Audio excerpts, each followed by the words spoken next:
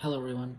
An object that symbolizes me or my values would probably be movies because there's so many different types or genres and so many different stories to be heard, whether it be based on true events or just an idea that popped into someone's head based on literally anything.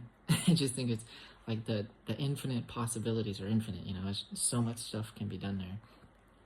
Especially as you have people who make movies, and then you have just a regular watcher who could watch a movie and be like, that was okay, or you have someone else who completely delves into it, even further past, and maybe even the creators, to where they're analyzing different things that the creator might not even meant to be as heavily analyzed.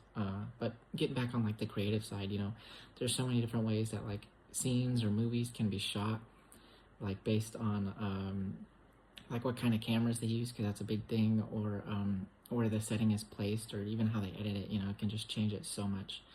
And then so you have the way it's filmed, but then you also have the actors who can do so much. They may interpret a character a certain way, and then the director interprets it a different way, and then maybe a writer, and there's just so many interprets it a different way, and there's just so many ways that a character could end up based on who's working on the project. Of course, you have the idea where it could be kind of bad, like a bad thing with too many cooks in the kitchen, so the movie or character, any part of a movie, is just not as good as it should be, just because of the so many different perspectives. And that's why I really love movies. Really, it kind of just boils down to people being extremely creative with some of the movies that they've done and inspired.